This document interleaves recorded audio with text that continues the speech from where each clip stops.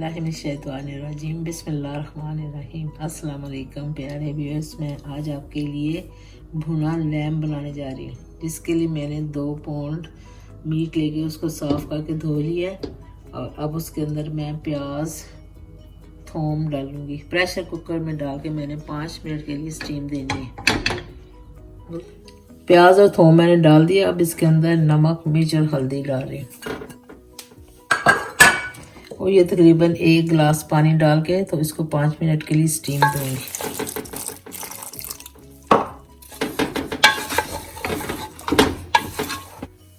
अब इसके ऊपर कवर लगा के प्रेशर कुकर का तो इसको 5 मिनट के लिए कुकर ऑन करना है और 5 मिनट के लिए स्टीम देना है। ये अब कुकर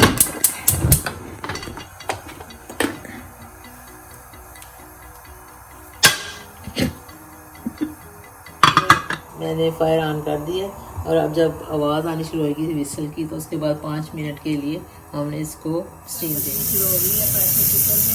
अब हम टाइमर तो 5 मिनट लगा दिए तो उसके बाद इसको खोलेंगे, क्या करेंगे तो मीट डाल दिया। स्टीम को 5 मिनट हो गए। अब इसको हम ना इधर डालते हैं सिंक में तो उसके ऊपर थोड़ा ठंडा पानी डालेंगे ताकि स्टीम निकल जाए एक्स्ट्रा और उसके बाद खोलेंगे। ये जैसे स्टीम निकल ही है तो फिर ये खोलना जो है वो सेफ हो जाता है। ये सारी निकल चुकी है। अब हम इसको खोलेंगे। क्योंकि मैंने चेक किया तो मुझे लग रहा है अभी थोड़ा सा मीट सख्त है तो हम इसको अब 1 या 2 मिनट के लिए और 2 मिनट के लिए और स्टीम दे लेंगे और उसके बाद फिर अब मीट 2 मिनट और मैंने इसको प्रेशर कुकर में स्टीम दी थी और अब ये लगता है गल गया। अब इसका पानी ड्राई करेंगे और उसके बाद अदरक और टमाटर डालेंगे। अब मैं ये गल गया मीट तो इसको मैं भूनने के लिए ये नॉन स्टिक पैन में ट्रांसफ़र किया क्योंकि इसमें ईजिली भून जाए। अब इसके अंदर टमाटर डालेंगे, उसका पानी ड्राई करेंगे और बाद में अदरक और ये 2 सब्ज़ मिर्चें डालेंगे। मैं इसको हाई हीट पर ड्राई कर रही हूँ।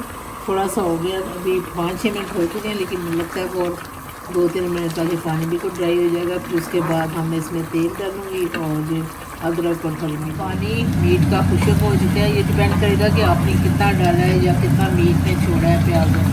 इसको 10-12 मिनट लग गए तकरीबन खुशक होने। अब हीट को भी मैंने ना थोड़ा कर दिया, बिल्कुल थोड़ा सा ज़्यादा रखा। अब इसमें नेली 1 कप छोटा ऑयल का डालूँगी और रेपसीड ऑयल और इसको थोड़ा सा भून के और ये अदरक और सब्ज़ मिर्च भी डाल कट लगाया हुआ था।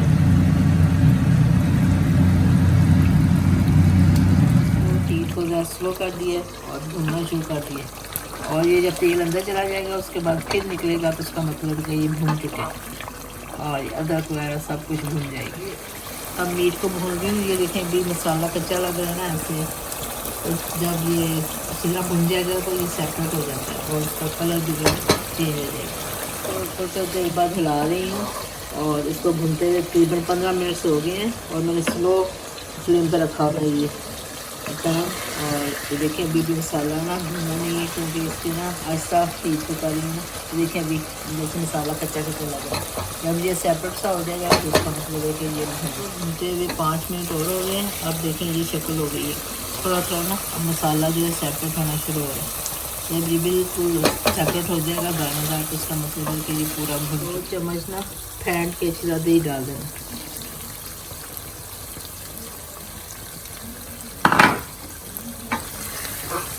और इसको थोड़ा और भून।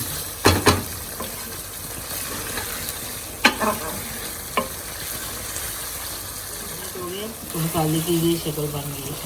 अब ये लग रहा है जैसे फिर थोड़ा सा कच्चा कच्चा इसको और भूनेंगे तो फिर अच्छी तरह भूनिए। भूनते हुए काफ़ी हाफ एन आवर महल हो गया थोड़ा इस साल से। अब ये देखें तेल सेपरेट हो रहा है। ये दूसरी दफ़ा तेल आया पर अब मसाला भी चेक करें, मसाला ये सेपरेट हो रहा है और बस ये भूनने वाला पूरा भूनते हुए ना इसको आप फील करें कि नीचे स्टिक हो रहा है तो आप थोड़ा सा पानी भी डाल सकते हैं लेकिन ये नॉन स्टिक है तो इसको ज़रूरत नहीं पड़ती इतना ज़्यादा पानी डालें। अब ये लगता है तकरीबन भुन ही गया है। अब इसके अंदर थोड़ा सा पानी डाल के तो मैं 2-3 मिनट के दम दे दूँगी आहिस्ता। थोड़ा सा थोड़ी सी ग्रेवी बन जाएगी। अगर आपने इनको खुशक रखना है तो आप ऐसे ही रहना। अल्हम्दुलिल्लाह अब हमारा मीट पूरा भुन चुका है। तो अब हम अगर इसको थोड़ा सा आपने ग्रेवी रखनी है तो थोड़ा सा पानी डाल के इसको दम पे रख दें, तो ये खुशबू भी आपको आ जाएगी भुनने की अच्छी सी।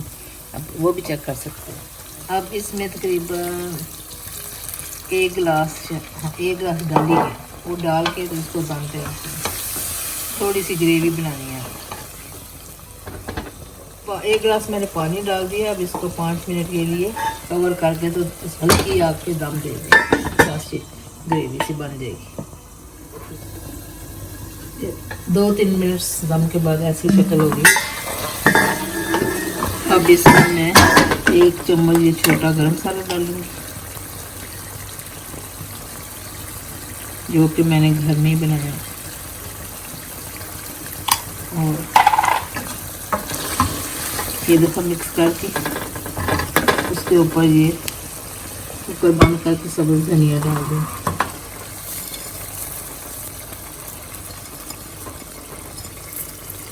अल्हम्दुलिल्लाह भुना हुआ लैम रेडी हो गया है। अब इसको चपाती के साथ खाएं या चावलों पर डालें और एंजॉय करें। मेहरबानी, दुआओं में याद रखें। सर्व करने से पहले जूलियन कट करके अदरक थोड़े से पीसेस ऊपर डाल दें। शुक्रिया।